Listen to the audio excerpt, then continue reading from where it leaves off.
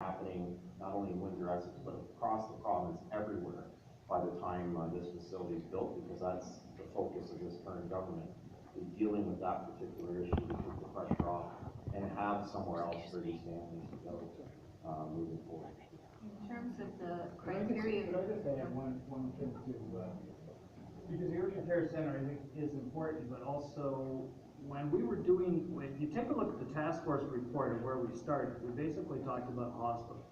When you then look at the steering committee and the work was done and the consultation in the community and the input that was received, you see that we've come up with a system. So the urgent care center is part of it. But as Janice said, disease management programs and other at the Tayport campus and at the Hotel Du site when they take over that site, at the urgent care center itself, work that's being done out at the Leamington Hospital I don't know, I've learned a lot in that the kind of hospital that we're talking about is quite different. When you were getting the presentation this morning, or this afternoon about EMS and the program that they're putting in place there, it's all about keeping people out of the urgent care, or out of the acute care hospital.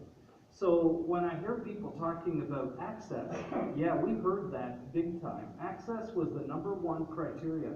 And if you're going to talk about access, it's not just access to the acute care facility that we're proposing, it's access to the system. And access to the system, if we get this approved, is going to be hugely improved to what currently exists.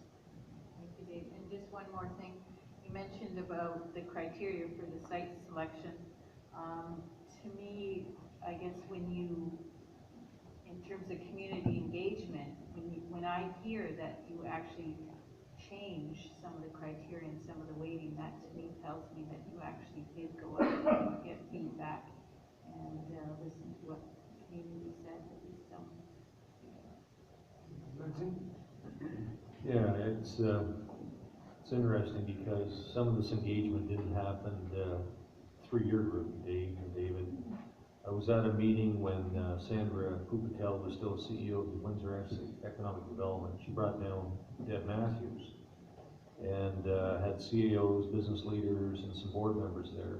And the two things that Deb took away that were unanimous on everybody shaking their head, this has to happen. Number one was the hospital has to be built. And I'm glad you mentioned it's a system, Dave, because that's the key. Everyone's worried about access. It's a system.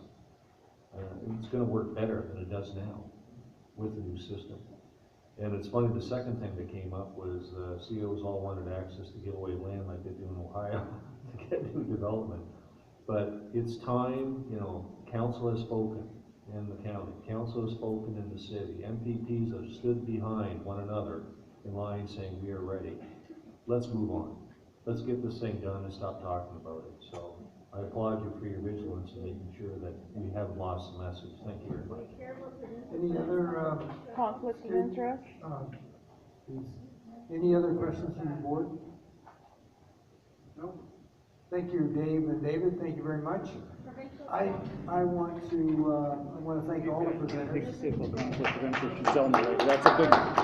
You don't throw out conflict of interest. I'm a citizen here with rights under the charter. And I'm also a patient. And I've also had a sister who died because they waited 5 years before she got cancer care. You want to hear a story? I want to tell them, but they won't allow us. You said conflict of interest. Yes. You got one, tell us. I'll tell them if anybody ever gets an opportunity. Could I have a motion to adjourn? Lindsay, all in favor? Thank you very much, everyone, for attending.